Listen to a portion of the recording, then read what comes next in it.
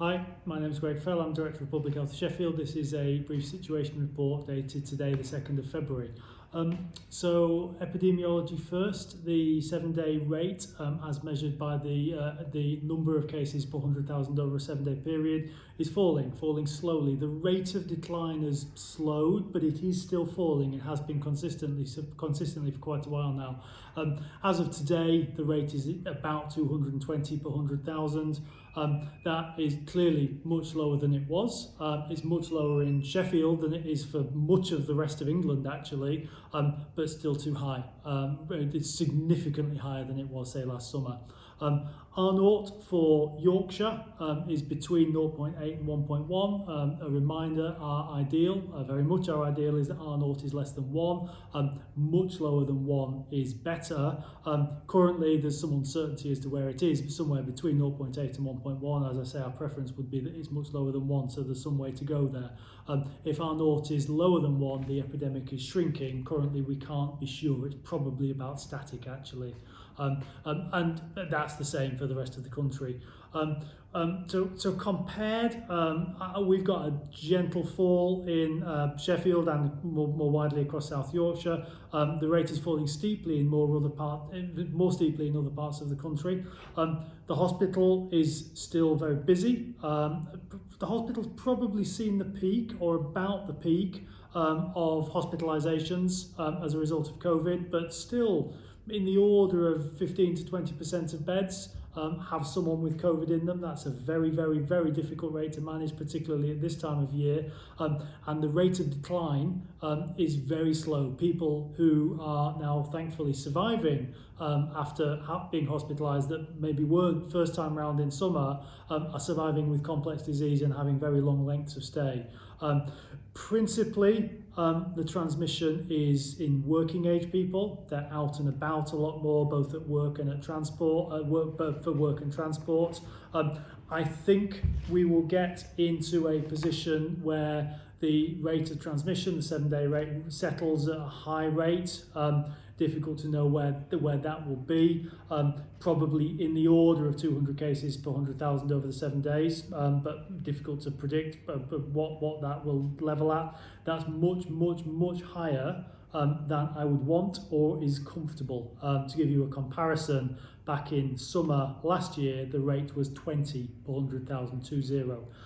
So because of the high baseline rate, because the R number is probably just below 1, it could take off really, really quickly once again. So our focus is on outbreaks in defined settings, and there are a number of them in Sheffield at the moment. Mostly they are fairly well contained. The business end of this has always been household to household transmission, who we are mixing with. That's how the epidemic shifts from one social network to another and can accelerate through populations really, really quickly. So being really careful about that. That will be a feature for some time to come. We're beginning to see the impact of vaccination on hospitalisations and cases in care homes. So already some positive signals, which is really, really good, and more will come next week. So on vaccinations, the hard work of GP practices and the NHS more widely continues. Thus far, well more than 60,000 people have had their first vaccination dose in the month that the programme's been operating. 100% of care homes have been offered the vaccine. Residents and staff have been vaccinated across all 83 care homes for both elderly people who are resident there and staff all had vaccinators in. And that's an amazing effort, actually. And as I say, we're beginning to see the impact of that. I think it'll take another 2-3 weeks to a month for that to be really seen in hospitalisation rates, but we're beginning to see some signals of that already, which is amazing news. Lots of people in my inbox about why not this occupational group or that occupational group, and I'll spend a bit of time explaining that. There are one really occupational group that are prioritised by the Joint Committee for Vaccination and Immunisation, and that's frontline NHS and frontline social care staff, including care home staff. And there's a reason for that. The aim of the vaccination programme is to reduce mortality. Really, really clear, really simple, and we know that the vaccination programme does reduce death rate. There's no two ways about that. Those who work in frontline health and social care are more likely to come across medically vulnerable individuals. Therefore, by vaccinating them, you reduce, but you don't eliminate the risk of transmission. So for that reason, the JCVI have recommended that frontline NHS, frontline social care staff are vaccinated because their client group are the most at risk of dying, and obviously it's important that NHS and frontline social care operates optimally, because if it doesn't, then again that has clinical consequences because people can't get care for other things. So the top 9 groups that the JCVI have recommended, if we fully vaccinate those, then in theory, almost all deaths are preventable. That won't quite happen in practice, but in theory, that is why we're focusing on those top 9 groups. So the NHS is really clear; it's only focusing on the top 9 JCVI cohorts. So that currently includes people over 70, those who are shielding, and health and care workers. And obviously we've already provided vaccination to those who work in care homes or resident in care homes and the over 80s. I know people are really keen to be vaccinated, but key workers such as police or teachers are not covered in the JCVI groups on account of their occupation. Some teachers, some police, some other key workers will be covered because of their individual clinical circumstances, but occupationally we are only offering the vaccination to frontline NHS, frontline social care staff. So, and the reason, as I say, is simply put, we're prioritising limited supply of vaccines so that we can save the most lives. Understand that many people are frustrated.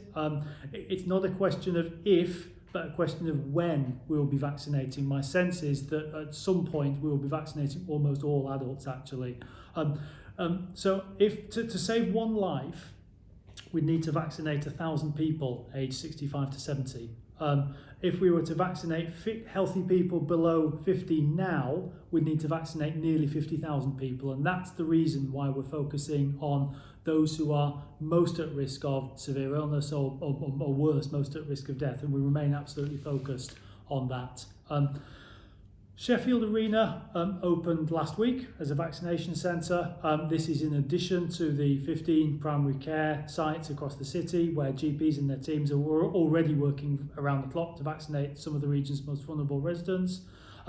People aged 75 or over are being invited by letter from the National NHS Booking Service, inviting them to book a vaccination either at the arena, or if they've already had an appointment from their local GP vaccination hub, they can disregard the letter that they get and they can attend the GP practice as people had already planned to. Many will feel it's more convenient to wait to go to the local surgery, and if you feel that, please do so. But if you have an appointment, if you have an invitation from the National Booking Service and you want to go to the arena, if you've had the letter, then please book an appointment to go to the arena to get vaccinated. The arena is open 7 days a week. It's run by Sheffield Teaching Hospitals, clearly part of the NHS, and it's running on behalf of the NHS National Vaccination Programme. Lastly, please don't turn up at the arena unless you've had an appointment, because you will not be vaccinated without an appointment.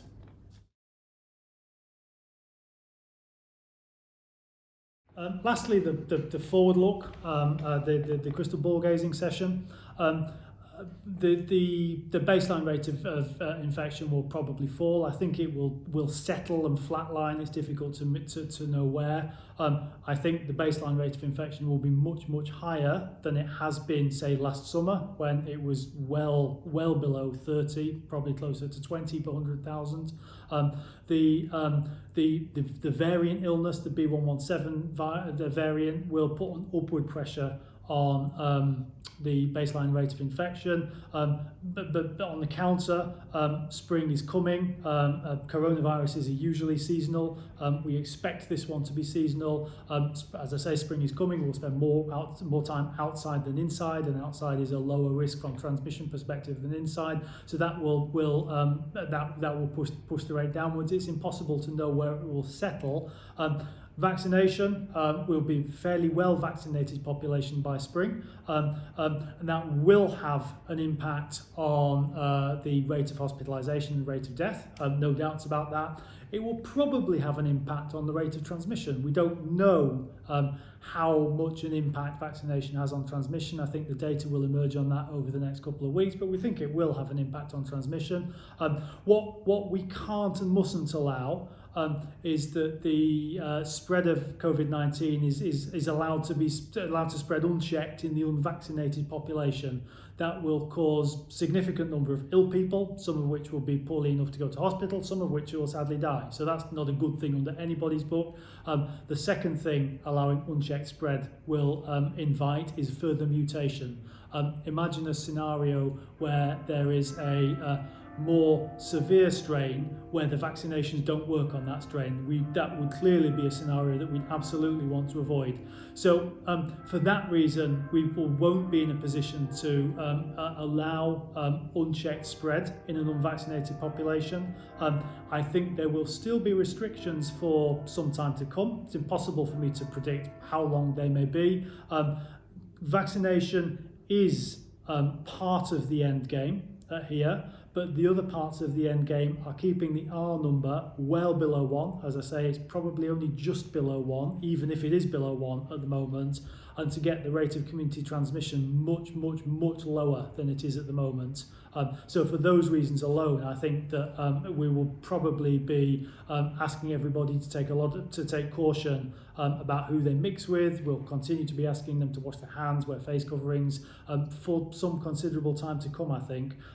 As I say, vaccination is one of the routes out, but it's not the only route out. I think we will see very careful easing of restrictions over the spring period. We'll ease them bit by bit and then test to see what impact that has.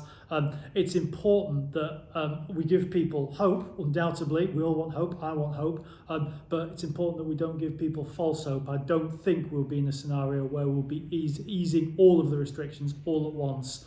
Certainly in the foreseeable future, and probably not at all. And lastly, the real business end of this is household to household spread.